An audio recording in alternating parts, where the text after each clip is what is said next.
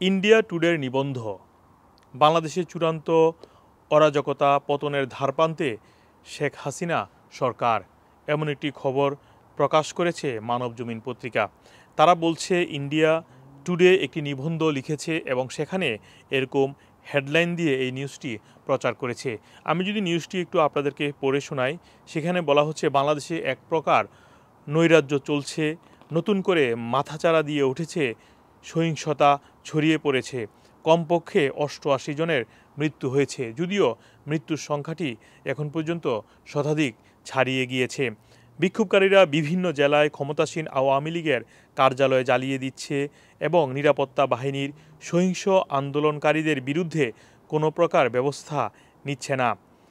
শেখ হাসিনার গদি টলমল। রবিবার অসহযোগ আন্দোলনকে কেন্দ্র করে দিনব্যাপী সংঘর্ষে নিহতের সংখ্যা ৮৮-তে পৌঁছে গিয়েছে। যেহেতু এটি একটু আগে খবর প্রকাশ করেছে তাই মৃত সংখ্যা ৮৮। তবে আপনারা জানেন এরই মধ্যে শতাধিকের কাছাকাছি হয়ে গিয়েছে মৃত্যুর সংখ্যা। প্রতি মিনিটে বাড়ছে নিহতের সংখ্যা। বিশেষজ্ঞরা বলছেন প্রধানমন্ত্রী শেখ হাসিনা যদি বিপুল সংখ্যাগরিষ্ঠ জনগণের দাবি মেনে নেন তাহলে আগামী দিনে একটি সামরিক সরকার প্রত্যক্ষ করতে চলেছে বাংলাদেশের মানুষ। কারণ জনগণের রায় তার আওয়ামী লীগ সরকারের বিরুদ্ধে। স্পষ্টভাবে বিক্ষোভকারীদের সমর্থনের কথা না বললেও বাংলাদেশের সেনাবাহিনী একটি বিবৃতিতে জানিয়েছে তারা জনগণের পাশে আছে। সেনাপ্রধান ওয়াকারুজ্জামান অফিসারদের বলেছেন বাংলাদেশ সেনাবাহিনী জনগণের আস্থার প্রতীক এবং তারা সর্বদা জনগণের পাশে দাঁড়িয়েছে। এছাড়াও ওই নিবন্ধে লেখা হয়েছে জনগণ ও রাষ্ট্রের স্বার্থে এই সমর্থন অব্যাহত থাকবে। একই সময়ে কয়েকজন সাবেক সামরিক কর্মকর্তা ছাত্র আন্দোলনে যোগ দিয়েছেন এবং সাবেক সেনাপ্রধান জেনারেল ইকবাল করিম ভূঁইয়া সমর্থন প্রদর্শনে তার ফেসবুক প্রোফাইলে ছবি লাল করে দিয়েছেন। এছাড়াও দেশে অরাজকতা সৃষ্টিসহ নানা পরিষেবা বন্ধ করা হয়েছে, এসব বিষয়গুলো উঠে এসেছে ওই নিবন্ধতে।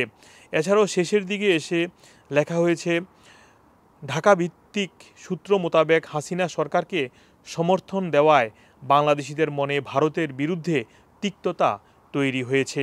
বিশেষজ্ঞরা ১৯শে জুলাই থেকে একটি নজিরবিহীন বিক্ষোভ প্রদর্শন করছেন এবং তারা বিশ্বাস করছেন যে হাসিনা সরকার এই মুহূর্তে পতনের দ্বার প্রান্তে।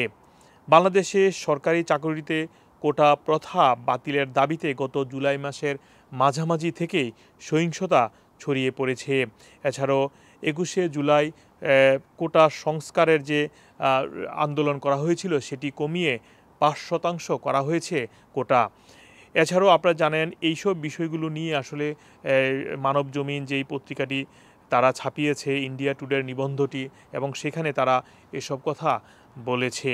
তবে বাংলাদেশ সরকারের পক্ষ থেকে সরকার প্রধান বলেছেন যারা এই সহিংসতা এখন চালাচ্ছে তারা ছাত্র নয়, তারা সন্ত্রাসী, তাদের বিরুদ্ধে কঠোর ব্যবস্থা নেওয়ার নির্দেশও তিনি দিয়েছেন। মোহাম্মদ আব্দুল হান্নান, 2A নিউজ, যুক্তরাজ্য।